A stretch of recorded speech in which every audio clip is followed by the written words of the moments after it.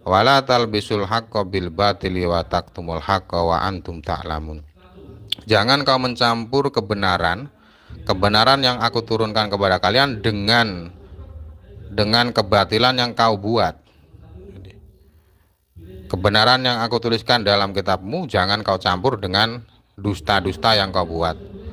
Dan jangan kalian menyembunyikan kebenaran. Jangan kalian menyembunyikan tanda ciri-ciri Nabi Muhammad sedangkan kalian mengetahui bahwa itu adalah kebenaran. Wa aqimus sholata wa atuz zakata warka'u ma'arraki'in. Dirikanlah sholat, tunaikanlah zakat, dan rukuklah bersama orang-orang yang rukuk. Di rukuk ini maksudnya ya sholat ya. Sholatlah bersama orang-orang yang sholat, yaitu Nabi Muhammad dan para sahabatnya.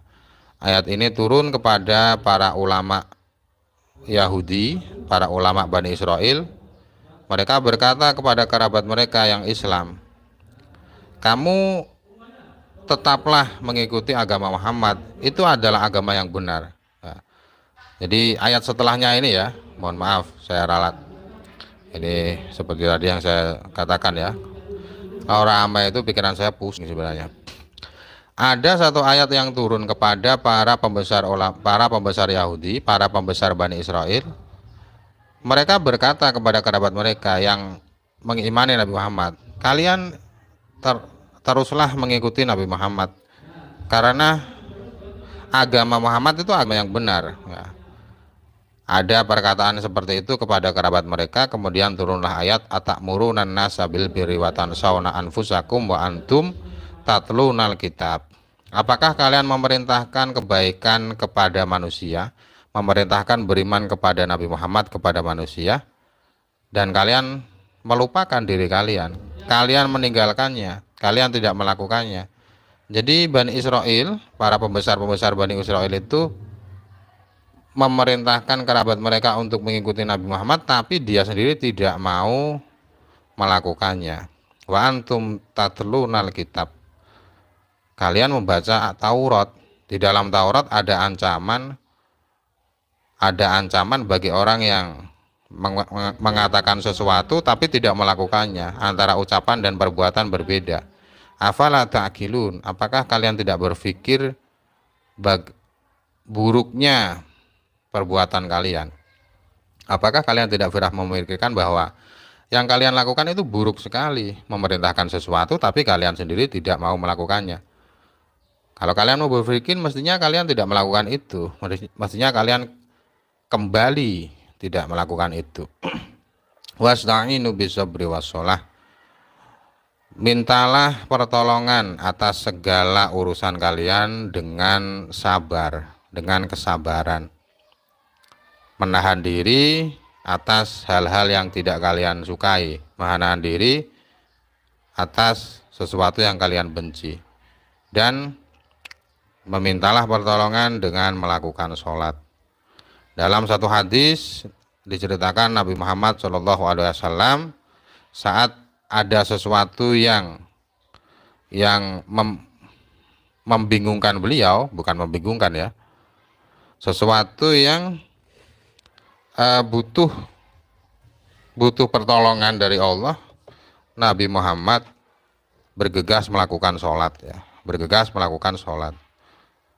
Tapi dalam pendapat yang lain dikatakan ayat ini adalah ayat yang membicarakan orang Yahudi saat mereka tidak mau beriman sebab mereka terlalu cinta dengan jabatannya dan keserakahan mereka, sehingga mereka diperintahkan untuk bersabar. Bersabar ini kalau mengikuti pendapat ini maknanya adalah puasa, sebab sebab puasa itu bisa memecah ya, bisa memecah syahwat, dan juga diperintahkan untuk melakukan sholat, sebab sholat itu bisa menjadikan seorang khusyuk dan bisa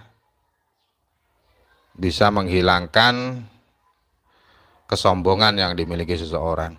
Jadi ada perbedaan pendapat ya. Wa innaha lakabiratun illa alal khosiin. Sholat adalah sesuatu yang berat dilakukan, kecuali bagi orang-orang yang khusyuk, orang-orang yang senantiasa melakukan taat kepada Allah Subhanahu wa taala. Alladzina yadhunnuna annahum mulaqu rabbihim, yaitu orang-orang yang meyakini bahwa mereka kelak akan bertemu dengan Tuhannya setelah dibangkitkan dari kematian mereka. Wa annahum ilaihi rajiun, orang-orang yang meyakini bahwa mereka akan kembali kepada Tuhannya kelak di akhirat, sehingga mereka akan mendapatkan balasan dari Tuhannya.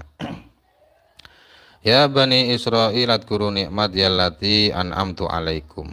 Wahai keturunan Nabi Yakub, ingatlah nikmat yang aku berikan kepada kalian dengan cara bersyukur. Bersyukur dengan melakukan taatku, taat kepadaku. Wa anni fadhaltukum alal alamin, dan ingatlah aku dulu pernah memuliakan kalian di atas makhluk-makhluk yang lain. Di masa nenek moyang kalian, kalian adalah kelompok, adalah kaum yang aku jadikan kaum terbaik di antara kaum-kaum yang lain.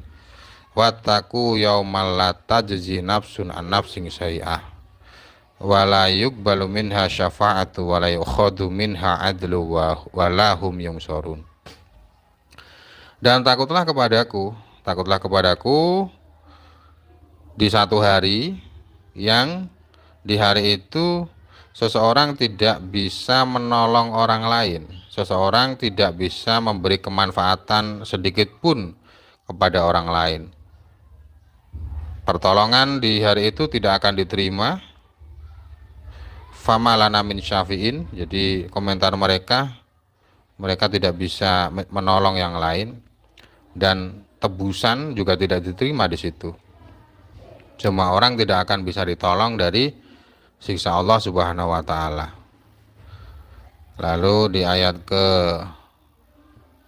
50 ya. 39 ya. Di ayat ke-39, idnajainakum wa idnajainakum min ali fir'auna yasumunakum su'al adzab yudabbihuna abna'akum wa yastahyuna nisa'akum. Ingatlah wahai keturunan Nabi Yakub, saat aku selamatkan kalian, saat aku selamatkan nenek moyang kalian,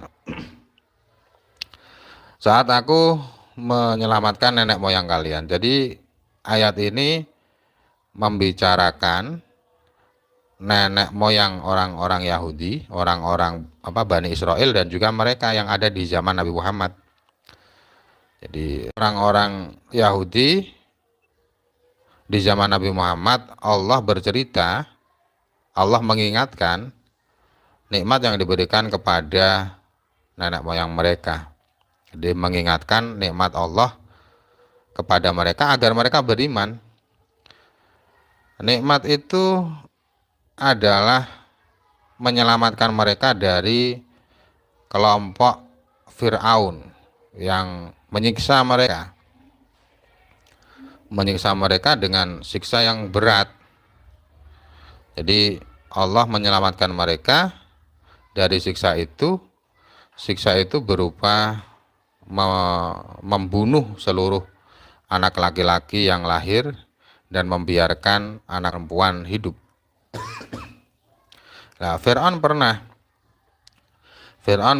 melakukan hal itu bagi Bani Israel yang melahirkan anak, kalau anaknya laki-laki dibunuh saja.